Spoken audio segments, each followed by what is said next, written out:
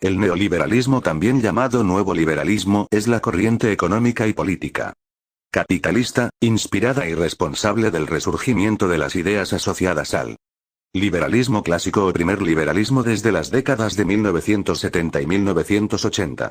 Los defensores del neoliberalismo apoyan una amplia liberalización de la economía, el libre comercio en general y una drástica reducción del gasto público y de la intervención del Estado en la economía en favor del sector privado, que pasaría a desempeñar las competencias tradicionalmente asumidas por el Estado. Y desde mi punto de vista suena bien, pero ¿y si te dijera que este modelo económico es un total fracaso para México?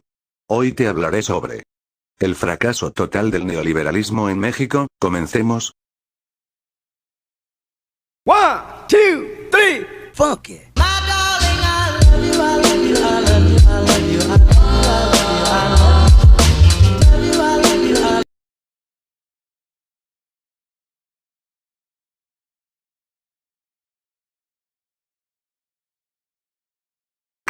En los países donde el capitalismo ha conocido un desarrollo exitoso, el Estado se ha visto obligado a ponerle coto al funcionamiento irrestricto de los capitales particulares para resguardar la continuidad del sistema en su conjunto.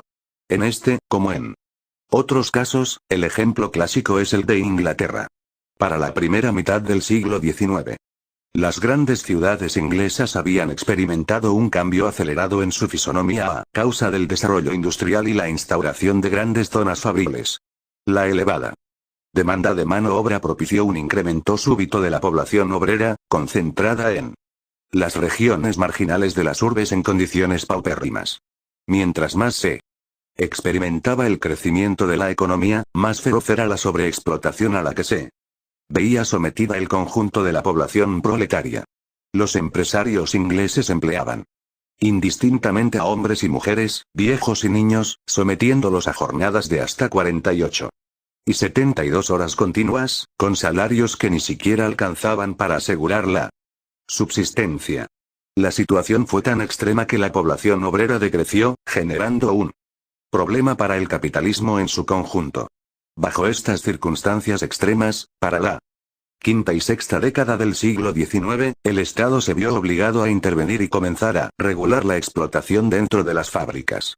Es en este momento cuando surgen los informes de los inspectores fabriles ingleses, cuyas recomendaciones sirvieron para disminuir la jornada de trabajo y cambiar, aunque lentamente, las condiciones de trabajo en dichas zonas.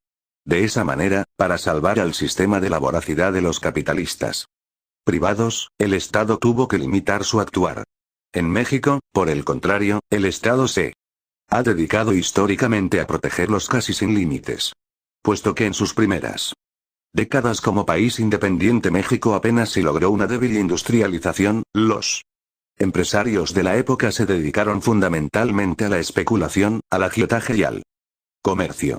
No fue sino hasta el Porfiriato que surgió una burguesía nacional minúscula, mezclada en parte con el poder político. Esta incipiente burguesía nacional contribuyó al desarrollo de ciertas áreas de la actividad agraria, la explotación del henequén, por ejemplo, e industrial, textil, tabaco, cerveza, acero, etc. Las grandes áreas del desarrollo industrial y de infraestructura a finales del siglo XIX y comienzos del XX, el ferrocarril, la electricidad, el petróleo, entre otros, fueron asunto casi exclusivo de los capitales extranjeros. De esta manera, impulsando y protegiendo a los capitales nacionales, la dictadura de Porfirio Díaz promovió el desarrollo de infraestructura con ayuda de los capitales extranjeros. Con la explosión de la Revolución de 1910 y los cambios que se produjeron en el poder político y económico a raíz de ella, se dieron varias modificaciones en la estructura de la burguesía nacional, ahora más cercana al poder político, en gran parte por la participación de múltiples caudillos posrevolucionarios en la actividad económica. En lo esencial, sin embargo, el Estado continuó protegiendo a los capitales privados, asumiendo más directamente su compromiso con el desarrollo de infraestructura. En el período conocido como el de sustitución de importaciones 1940-1970, el gobierno mexicano promovió una política económica Proteccionista tendiente a impulsar el capital nacional y lograr el tan anhelado desarrollo industrial. Dicho en términos muy simples, el objetivo de la política económica de la sustitución de importaciones era lograr un paulatino cambio en el tipo de importaciones y exportaciones mexicanas con fines de industrialización.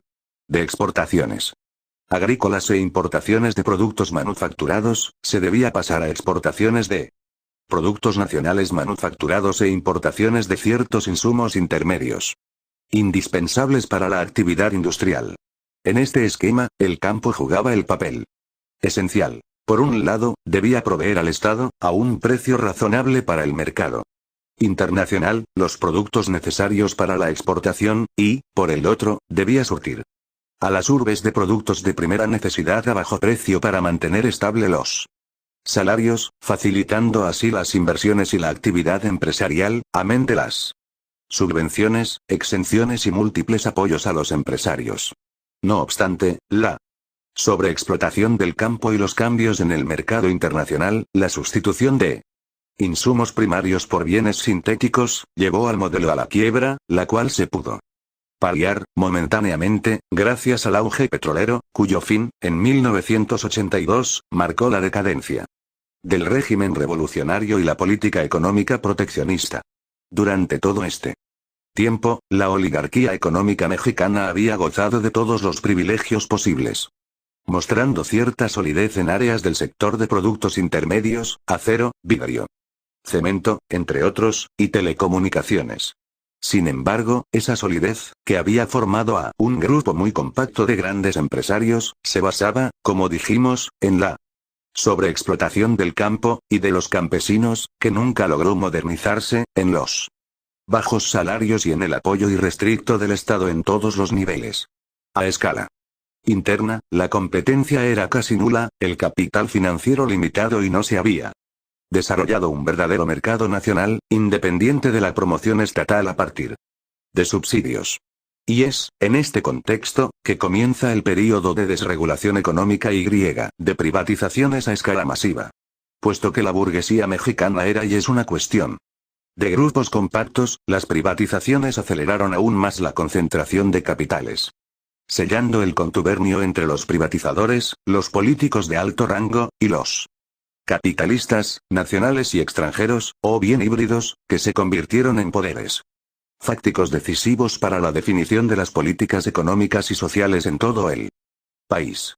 Por lo demás, la creciente desatención del Estado en el sector industrial, aunada a las privatizaciones, llevó a una ruptura de las cadenas de producción y a una dependencia más fuerte de las economías extranjeras.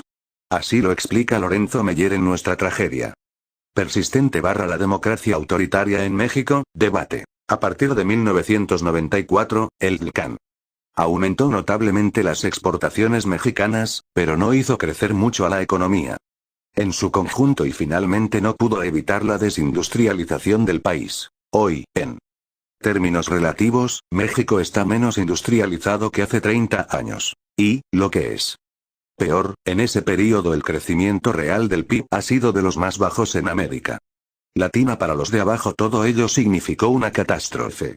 Los campesinos, que durante mucho tiempo habían resistido la sobreexplotación de su medio de vida gracias a una economía de subsistencia basada en formas de producción y propiedad no mercantiles, el ejido y la propiedad comunal, se vieron de pronto despojados de ese colchón con las modificaciones al artículo 27 constitucional en 1992, quedándoles como únicas opciones, ante la imposibilidad de emigrar a la ciudad por la crisis económica industrial, la migración o el narcotráfico.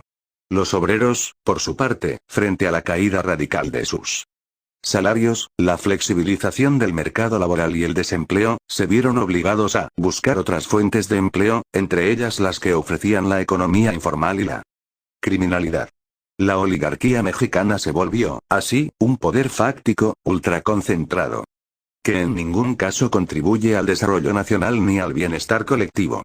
En su libro México / Democracia Interrumpida, debate, Jo Tuckman, resume todo esto con unos cuantos ejemplos. México es el mayor consumidor per cápita de refrescos del mundo, y 70% de la demanda la satisface Coca-Cola. El mercado de la cerveza está bajo control de dos empresas. La distribución de gas LP, combustible empleado en las cocinas de la vasta mayoría de los hogares mexicanos, es exclusividad de un puñado de familias.